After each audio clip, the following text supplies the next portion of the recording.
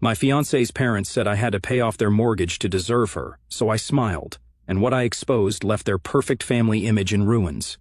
I'm a 29-year-old guy, and for the last year, I really thought I had everything figured out. I was engaged to this amazing woman, Lauren, and I was genuinely excited about building a future with her. We met through mutual friends at this game night thing a couple of years ago. She was funny, smart, and honestly, just really easy to talk to.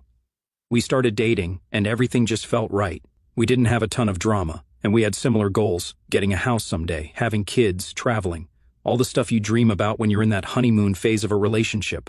After a year of dating, I proposed. I kept it simple, nothing crazy, just the two of us at the park where we had our first date. She cried and said yes. It felt perfect. For the first few months, things were great. We were talking about wedding venues, food, colors, all the usual stuff. Lauren's parents, James and Patricia, were super involved from the start. They were those very opinionated types, but I figured, hey, it's their daughter's wedding, they're allowed to have some input. James, her dad, is one of those guys who acts like he's always the smartest person in the room. He's retired now, but he worked in finance for years, so he loves throwing around terms like return on investment, even when they don't apply. Patricia, her mom, is super particular about appearances. Everything has to be just right, or she'll make a passive-aggressive comment about it. At first, it was just small stuff. James didn't like the venue I suggested because it was too far from their friends, and Patricia had a lot to say about the catering option. I figured it was normal future in-law stuff, so I let it slide. Lauren seemed to take their side more often than not, but I told myself it wasn't worth fighting over. Then things started to get weird. Patricia started making these little comments whenever wedding expenses came up, stuff like, well, traditionally, the groom's family pays for the wedding, right? Or a real man shows he can take care of his bride's family. I thought she was joking, but since she kept saying it, it started to feel less like a joke and more like a hint. I was already covering most of the costs. Lauren and I had agreed that I'd handle the venue and catering, which were the two biggest expenses. Her parents were supposed to pay for the flowers and decorations, but even that turned into a whole thing. Patricia kept suggesting upgrades that were way over budget, and when I pushed back, she'd just sigh and say, I guess we'll make do. Still, I told myself it wasn't worth making a big deal over. I loved Lauren, and dealing with her parents was just part of the package, or so I thought. Now, here's what happened a couple of weeks ago. We were having dinner at Lauren's parents' house. Things were normal at first. James was talking about golf, and Patricia was showing us some Pinterest board for wedding ideas. Then, completely out of nowhere, James turns to me and says, We've been meaning to talk to you about something important. I thought maybe he was going to give me some fatherly advice or ask about my job, but no. He straight up says, In our family, it's customary for the man marrying into the family to take on a significant responsibility as a sign of respect for us. That means paying off our mortgage. I almost choked on my drink. I literally laughed because I thought he was kidding. When I realized he wasn't, I asked, Wait, you're asking me to pay off your house? He nodded, completely serious, and said, It's not just a request, it's a tradition in our extended family. It shows that you're committed to providing for your wife and her family. I didn't even know what to say. I looked at Lauren, expecting her to jump in and tell her dad that this was ridiculous, but she just looked uncomfortable and said, We'll talk about it later. I tried to play it cool for the rest of the dinner, but my mind was spinning. What kind of tradition involves demanding tens of thousands of dollars from your future son-in-law? And why hadn't Lauren warned me about this before? When we got back to my place, I brought it up immediately. What was that about? I asked her.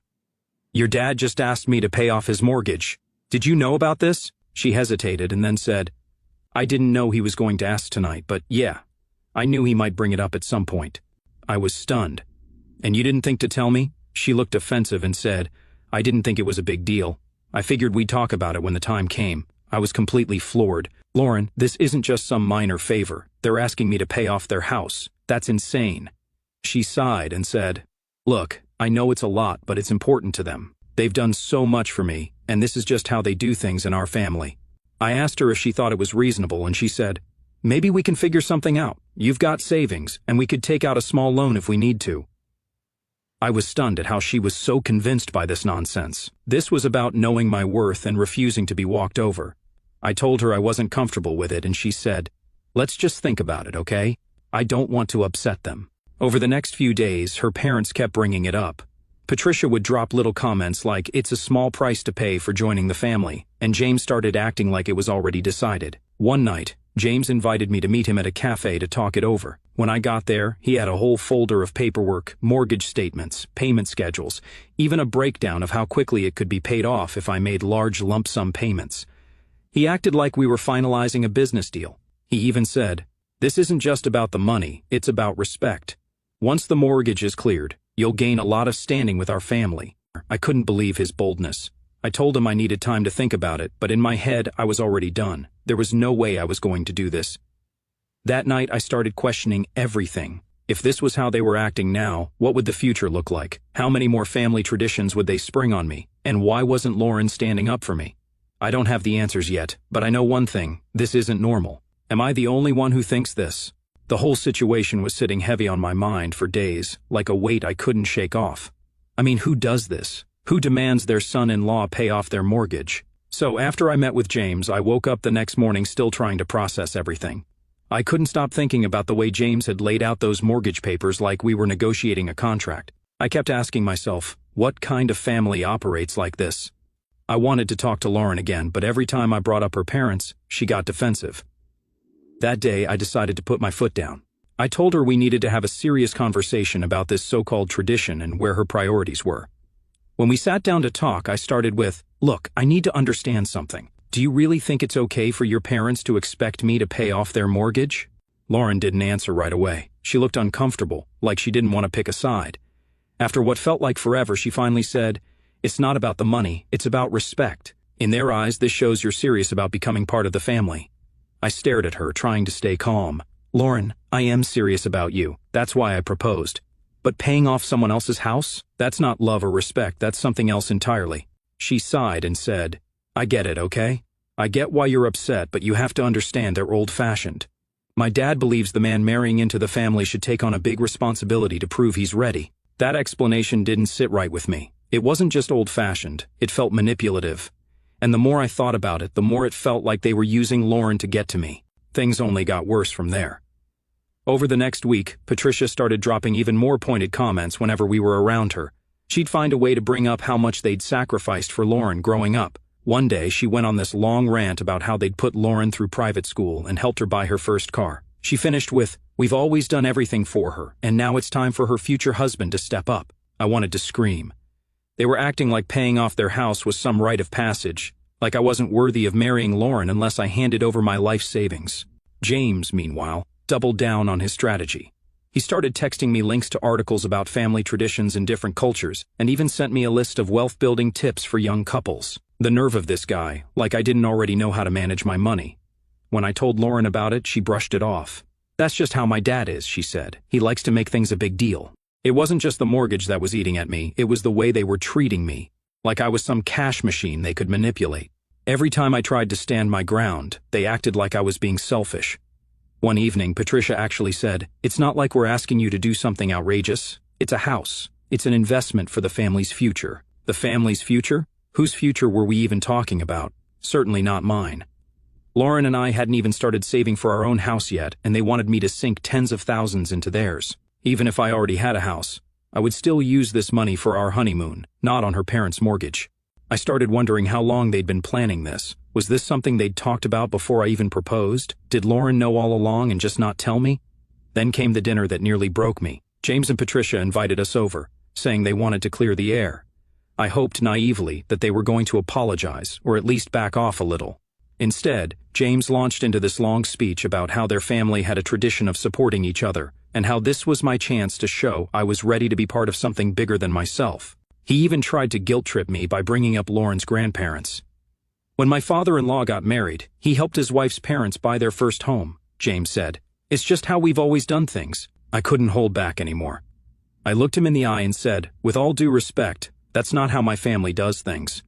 My parents taught me to work hard and build something for myself, not take on someone else's debt." James didn't like that. He gave me this patronizing look and said, "You're still a boy. You'll understand when you're older." That was it for me. I stood up, excused myself, and told Lauren I'd wait for her in the car. I couldn't sit there and listen to them lecture me about how I wasn't measuring up to their ridiculous standards. Later that night, Lauren and I had another argument. I told her I couldn't keep going like this, that her parents were crossing every boundary imaginable. She got defensive again, saying, "Why are you making this such a big deal? It's not like they're asking you to pay it all at once. We could work something out. Work something out? I snapped. Lauren, this isn't a negotiation. This is my life we're talking about. My savings, my future. How can you expect me to just hand it over? She didn't have an answer. Instead, she just kept saying, I don't want to fight about this. Can't we just figure it out together? But we weren't figuring it out together. It felt like I was fighting this battle alone, and Lauren was just watching from the sidelines. The final straw came when Patricia called me directly. She said she wanted to talk woman to man, which was already weird, but I went along with it. She started by saying how much they loved me, and how they were so excited to have me in the family. Then she shifted gears. She said, this isn't just about the money, it's about trust. If we can't trust you to take care of something as simple as this, how can we trust you to take care of Lauren? I couldn't believe what I was hearing. I told her, this has nothing to do with trust. It's about what's fair, and what you're asking for isn't fair. Patricia didn't like that. She said, I'm just worried about how this will look to the rest of the family if you refuse. People might think you're not serious about this marriage. I told her I wasn't going to change my mind, and she hung up on me. By this point, I was starting to feel like I didn't even recognize the family I was marrying into. The Lauren I fell in love with would never have gone along with this, or at least that's what I thought. But every time I tried to talk to her about it, she acted like I was the problem, and that I should move past it. But how could I move past it? Her parents weren't just asking for money. They were testing how much control they could have over my life, and Lauren wasn't standing up to them. That's when I realized this wasn't just about the mortgage. This was about power, and if I didn't draw the line now, I might never get the chance. I don't know where this is heading, but I feel like something has to give, and soon. Thank you guys for all your comments. It makes me more comfortable venting in here. You won't believe how things unraveled. Okay, so at this point, I couldn't keep pretending everything was fine. I was already feeling the weight of their demands, and it wasn't just about the money anymore. It was about what this all said about Lauren and her family. But even as I thought about ending things, I couldn't shake the feeling that there was more to this than they were letting on. The way James and Patricia kept pushing didn't feel like normal boldness. It felt calculated, almost like they had a plan. That night, after another pointless argument with Lauren where she basically told me to stop overthinking, I decided to do some digging. It started with something simple. Remember that meeting with James at the cafe that felt more like a business negotiation? That time, he left a folder there. I hadn't thought much of it at the time, but now I couldn't stop wondering what might be in there. I remembered that he'd been oddly protective of the folder, flipping through it like it was the key to their whole argument. I texted Lauren, asking if she could ask her dad about it. She replied almost immediately, just drop it, it's not important. That made me even more suspicious. Lauren wasn't one to dismiss things like that so quickly, and honestly, I was tired of playing nice. I decided to call James directly. Hey James, I said, keeping my tone casual. I was thinking about our meeting the other day, and I remember you had some papers with you. You left them behind, didn't you? There was a pause, just long enough to make me think I'd hit a nerve. Then he said, oh, those were nothing, just some financial notes I was working on. Don't worry about it. Yeah, I didn't believe that. The next day, I went back to the cafe to see if they'd kept the folder. I know it sounds paranoid, but I needed to see for myself what he was so eager to hide. To my surprise, the manager handed it over without hesitation. Someone left this a while back. No one's come for it, so it's yours if you need it. Inside the folder was a mix of random documents, mortgage statements, a few receipts, and what looked like notes James had written to himself. At first glance, it was exactly what he'd said, just financial stuff. But then I noticed something odd. One of the receipts wasn't for anything related to their house. It was for a payment to a place called Alden Ridge Estates. I'd never heard of it before, so I Googled it. Turns out, Alden Ridge isn't a mortgage company or a bank, it's a luxury rehab center. That's when things started clicking. I dug deeper, cross-referencing the receipts with the notes James had scribbled in the folder. It didn't take long to piece it together. James had spent months at Alden Ridge, and it wasn't cheap. The rehab center catered to high-profile clients, offering discreet treatment for things like gambling addiction. Turns out the mortgage wasn't the issue at all. They were trying to cover the cost of James's rehab. Suddenly, everything made sense. The urgency, the constant pressure, the way Patricia kept talking about sacrifices they'd made. It was all a cover for the mess James had created. I couldn't believe they were trying to pass this off as a family tradition. They weren't just being entitled, they were outright lying. That night, I confronted Lauren. Do you know what Alden Ridge Estates is? I asked her, holding up the receipt. Her face went pale. Where did you get that? It doesn't matter, I said. What matters is that your parents have been lying to me. They don't want me to pay off their mortgage. They want me to cover James's rehab. Did you know about this? Lauren didn't answer right away. She just stared at the receipt like it was going to disappear if she looked hard enough.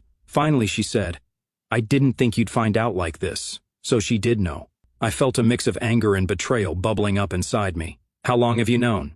She sighed and sat down on the couch. "My dad went to rehab last year. He had a problem with gambling. It got bad, and my mom made him go. But the bills were more than expected. And now they're trying to figure out how to pay it off. And they thought the best solution was to con their future son-in-law into covering it? It's not like that," she said quickly. "They didn't mean to lie. They just didn't know how to ask for help." "Help?" I repeated, almost laughing. "Lauren, they've been working the guilt card on me for weeks. They've called me disrespectful, questioned whether I'm serious about this marriage, and even tried to frame it as some kind of tradition. That's not asking for help, that's straight-up manipulation." The more we talked, the more frustrated I became. Lauren kept defending them, saying things like, "They're just under a lot of stress and they didn't mean any harm." But harm or not, the fact remained, they had lied to me. I asked her why she didn't tell me the truth sooner, and her answer made my blood boil. "I didn't think it mattered," she said. "I figured you'd say no anyway, so why bring it up?" It didn't matter? This wasn't a small misunderstanding. This was a calculated effort to deceive me into taking on tens of thousands of dollars of debt to clean up after James. I couldn't get past the thought that they hadn't just lied to me, they tried to control me. They wanted me to feel obligated to them, like I owed them something just for being part of their family. And Lauren, instead of standing by me, had been complicit in the whole thing. The day after I found out their mess, I knew I couldn't ignore this any longer. I needed to make a decision about what kind of future I wanted, and whether Lauren and her family had any place in it. The next day, I called my dad to tell him what was going on. He listened quietly as I explained everything, and when I finished, he let out a long sigh. "Son," he said, "this isn't just a red flag, this is a giant billboard telling you to run. They're not just trying to take advantage of you, they're trying to control you. And if you give in now, it's only going to get worse." He was right. Deep down I already knew that, but hearing it from someone else made it real. I told him I wasn't sure what to do next, and he said, "Just be honest with yourself. If this is how they act before you're even married, imagine what the rest of your life will look like." That hit hard, and he was right. When I got off the phone, I knew what I had to do, but I wasn't ready to face it yet. I needed to figure out how to approach Lauren and her parents without letting my emotions take over. For now, one thing is clear. I can't let this go. This isn't just about the money anymore, it's about trust. And once trust is broken, it's almost impossible to get it back. After sitting with everything for a day, I knew I couldn't delay any longer. If I didn't confront them now, I'd be sending a message that I was okay with how they treated me, and I wasn't. Not even close. I called Lauren that evening and told her we needed to have a serious talk, not just the two of us, but with her parents too. She sounded hesitant, almost annoyed, but she agreed. "Fine," she said, "but can we at least try to keep it calm? I don't want this to turn into a fight." That made me laugh bitterly. "Lauren, your parents have been lying to me for weeks. I think I'm allowed to be upset." The next night, I showed up at James and Patricia's house. Lauren was already there, and she looked nervous, like she was bracing herself for what was about to happen. James greeted me at the door with his usual fake smile, and Patricia gave me one of her overly sweet, condescending nice-to-see-you comments. I didn't waste any time. Once we were all sitting in the living room, I said, "We need to talk about this mortgage, or whatever you want to call it." James gave me a confused look, but I could tell it was just for show. "What's there to talk about?" he asked, leaning back like he had nothing to hide. I pulled out the receipt from Alden Ridge Estates and set it on the coffee table. "How about the fact that this has nothing to do with a mortgage? You've been lying to me, and I want to know why." Patricia's face went pale, and for the first time since I met James, he looked genuinely caught off guard. He leaned forward, squinting at the paper, and then glanced at Lauren. "You told him?" Lauren shook her head quickly. "No, he found it on his own. I couldn't believe what I was hearing." "So you knew she wasn't going to tell me, and you were okay with that? Do you even realize how insane this is?" James cleared his throat, trying to regain control of the situation. "Look," he said, "I don't know what you think you figured out, but this doesn't concern you." I laughed. "It doesn't concern me? You've spent weeks trying to guilt me into paying off tens of thousands of dollars in rehab debt, and you think it doesn't concern me?" Patricia tried to jump in. "It's not what you think," she said quickly. "We were going to tell you eventually. We just didn't want you to get the wrong idea." "The wrong idea?" I repeated. "The only idea I have is that you're willing to manipulate and lie to me to cover up your mess, and you were going to let me start my marriage under false pretenses. Do you realize how messed up that is?" James's fake calm started to crack. "You don't understand what we've been through," he said and started yelling. "Do you think I wanted to go to that place? Do you think it was easy for us to deal with this? I did it for my family, and now you're trying to make me pay for it."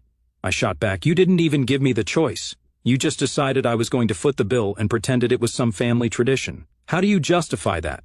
James didn't answer, but Patricia wasn't done. We've given Lauren everything, she said, her voice trembling like she was about to cry. Private school, a car, a college education. Do you know how much we've sacrificed for her? And now all we're asking is for a little help in return. Help? I snapped.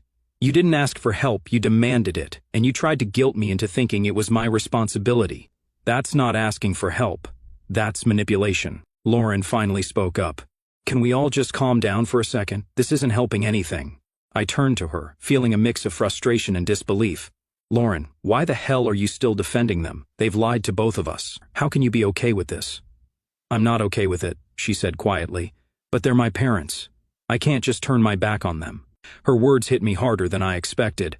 I understood that family loyalty was important, but there had to be a line, and it was clear that Lauren's line was a lot further out than mine. James, meanwhile, wasn't done trying to justify himself. You're acting like we're some kind of villains, he said, his voice full of self-righteousness, but we're just trying to do what's best for our family. And if you're serious about being part of this family, you should be willing to step up. I was baffled by the audacity. Yeah, pay for him, and then what? I get the prize of being the groom of the year? I looked at him. You don't get to decide what's best for me, I said. And if this is what being part of your family looks like, I want no part of it. Patricia gasped like I'd slapped her, and James's face turned red with anger. Maybe you're not as committed to Lauren as we thought, he said. That comment was the last straw. I stood up and looked at Lauren and said, I wanted to build a life with you, but you already broke the respect I held for you. And I can't marry into a family that treats me like a bank account and doesn't even respect me enough to be honest. Lauren looked like she was about to cry, but she didn't say anything. James started to say something, but I held up my hand to stop him. You've said enough, I told him. This conversation is over. I walked out of the house feeling a mix of anger, sadness, and relief. I didn't know what was going to happen next, but I knew one thing for sure. I couldn't keep letting them control me. When I got home, I sent Lauren a text. I need some time to think. Please don't call me for now. She didn't reply. Then, as if things weren't bad enough, I got a call from one of my CO workers. He told me that James had called him, asking questions about my finances and implying that I wasn't responsible enough to handle a family. That was it. The line had been crossed. I called Lauren and told her we needed to meet, but this time, I wasn't looking for a conversation. It was closure. I'd given her parents far more chances than they deserved, and Lauren had done nothing to stand by me. She broke my trust, and there was no coming back from that. When we met up, I didn't sugarcoat it. We're done, I said, cutting straight to the point. She started defending her parents again, but I cut her off. Forget them for a second. This is about us, and right now it feels like I'm standing alone while you're backing them up. I can't build a life like that. She looked stunned, her voice trembling as she said, I never wanted it to be like this. Well, this is where we are, I replied, standing up. And one more thing, tell your parents to leave me alone. No more calls, no more voicemails, no more rumors. I'm done with this circus, and I'm done with you. Her eyes filled with tears, but she nodded quietly. I'm sorry, she whispered. I glanced at her and walked away without looking back. And that wasn't just the end of our relationship, it was me finally taking back my peace. But I knew her parents wouldn't stay quiet. And honestly, I wish it ended on a quieter note. So, I walked away from Lauren that night feeling like I'd made the hardest decision of my life, but also the right one. What I didn't realize was that her family wasn't about to let me go quietly. The next day, I started getting texts from unknown numbers. The first one was short and vague, "You'll regret this." I didn't think much of it, figuring it was some spam message, but then another one came, and this one was more direct. You don't just walk away from family obligations. It didn't take a genius to figure out who was behind it. I ignored the texts at first, but they kept coming. James and Patricia were relentless, and they weren't even trying to hide it. One message said, "You're making a mistake you'll regret for the rest of your life." Another one accused me of being selfish. "You clearly don't know the meaning of family if you can't handle this responsibility." I blocked the numbers, but that wasn't enough to stop them. Patricia started leaving voicemails instead, hinting that they were considering taking legal action against me for wasting their time and money. It was like they were trying to wear me down, hoping I'd cave just to make it all stop. So I called my lawyer that same day to ask if there was anything I could do to make it stop.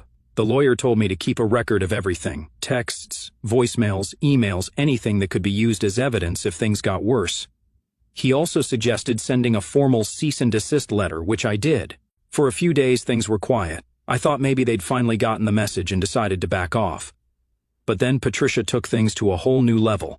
She started posting about me on social media, some vague stuff like, "Some people just don't know how to honor commitments," but it quickly turned into full-on attacks. She wrote a long post accusing me of leading Lauren on, wasting their family's time and money, and refusing to do the right thing. The comments on the post were a mix of sympathy for her and confusion from people who knew me. A few mutual friends reached out, asking what was going on, and I had to explain the whole mess.